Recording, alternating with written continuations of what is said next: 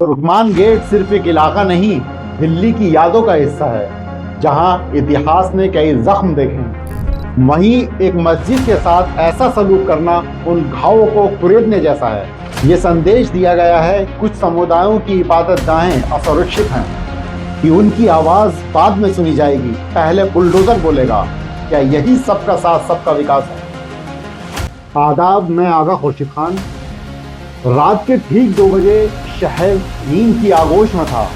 तुर्कमान gate की फैजलाई मस्जिद पर चला बुलडोजर सिर्फ एक जगह की कहानी नहीं रहा, वह एक संकेत बन गया, एक चेतावनी कि अब कार्रवाई दिन की रोशनी में नहीं, अंधेरे की ओट में होगी। यह अंधेरा सिर्फ रात का नहीं था, ये उस नैतिकता का अंधेरा था जिसमें सत्ता सवालों से भागती है। सवाल उस तरीके का है, सवाल उस डर का है जो सत्ता को दिन की रोशनी से लगता है।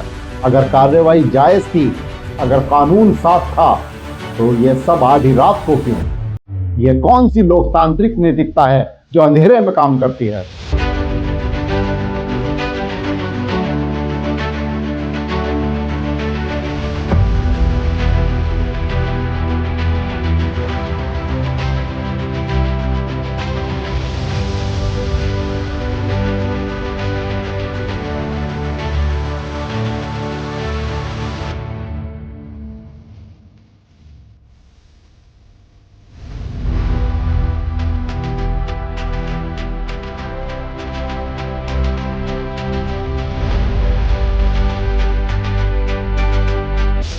अगर सब कुछ कानून के दायरे में था तो पुलिस, प्रशासन और सरकार को डर किस बात का था? क्या संविधान रात को सो जाता है? नियम अगर इंसाफ है तो सूरज की रोशनी से डरते नहीं। अंधेरे में की गई कार्रवाई अपने आप में संदेह पैदा करती है। ये घटना हमें बार बार उस बुनियादी सवाल तक ले जाती है, क्या अल्पसंख्यकों के लिए कानून अलग हैं? फैज़-ए-इलाही मस्जिद के साथ जो हुआ वह किसी एक इमारत का गिरना नहीं था, वह एक समुदाय के दिल पर चोट थी। जिन लोगों ने वहां सजदा किया, दुआ मांगी, सुकून तलाशा, उनके लिए वह जगह सिर्फ ईंट पत्थर नहीं, पहचान है। और जब पहचान पर हमला होता है तो जख्म सिर्फ दीवारों पर नहीं, रूह पर लगते हैं। सरकार के बयान आते हैं, फाइलों के पन्ने पलटे जाते हैं, अवैध शब्द उछाला जाता है, लेकिन सवाल जब तक तस रहता है, क्या पूरे देश में अवैधता सिर्फ मस्जिदों और दरगाहों में दिखाई देती है? क्या पहाड़ों पर उगाए आलीशान रिसॉर्ट, नदियों के सीने पर बने महल, जंगलों पर निकलती कॉलोनियां सब कानून के भीतर हैं? बुलडोजर की दिशा अगर एक तरफा हो जाए तो उसे प्रशासन नहीं, पक्षपात कहा जाता है।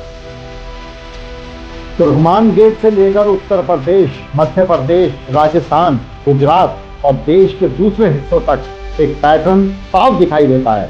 कहीं मस्जिद, कहीं मदरसा, कहीं दरगाह, हर जगह वही तर्क, वही जल्दबाजी, वही बुलडोजर। अदालतें कई बार रोक लगाती हैं, सवाल उठते हैं, लेकिन जमीनी सच्चाई यह है कि पहले ढहाया जाता है, बाद में जवाब दिए जाते हैं। ये न्याय नहीं, ये डर की राजनीति है, जिसमें अल्पसंख्यकों को लगातार ये याद दिलाया जाता है कि उनकी इबादतगाहें, उनकी आस्था हमेशा निशाने पर है। ये देश सिर्फ बहुसंख्यकों का नहीं, ये उन हाथों से बना है जिन्होंने मस्जिदों में सजदा किया, मंदिरों में घंटी बजाई, गुरुद्वारों में लंगर परोसा और चर्चों में प्रार्थना की। भारत की आत्मा गंगा जमनी तहजीब है, बुलडोजर की तहजीब नहीं। जब इबादतगाहें ढाई जाती हैं तो साथ में वो भरोसा भी टूटता है जो संविधान ने हर नागरिक से किया था, बराबरी का, सुरक्षा का, सम्मान का। यह भी याद रखना चाहिए कि कानून की जीत हमेशा धैर्य से होती है, जल्दबाजी से नहीं। इन शहरों में बुलडोजर को न्याय का प्रतीक बना दिया जाता है। वहां कल को किसी भी दरवाजे पर वही दस्तक दे सकता है। आज मस्जिद, कल मंदिर, परसों घर। ये सिलसिला अगर नहीं रुका तो संविधान सिर्फ किताबों में रह जाएगा। सरकार को चाहिए कि वह अंधेरे की राजनीति छोड़े, दिन की रोशनी में जवाब दे। नोटिस, सुनवाई, संवेदनशीलता, यही लोकतंत्र की भाषा है। बुलडोजर भाषा नहीं, भय का औजार है, और भय से शासन नहीं चलता, भरोसे से चलता है।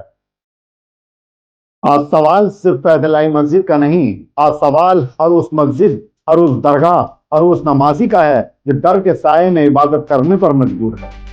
आज अगर चुप्पी साध ली गई तो कल इतिहास पूछेगा, जब संविधान पर बुलडोजर चला तब आप कहाँ थे? क्योंकि इमारतें फिर बन सकती हैं, मगर टूटे हुए दिल और कुचली हुई उम्मीदें सदियों तक सवाल बनकर खड़ी रहती हैं।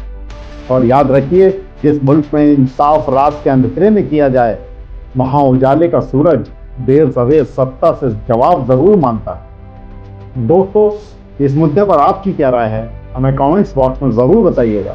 शुक्रिया।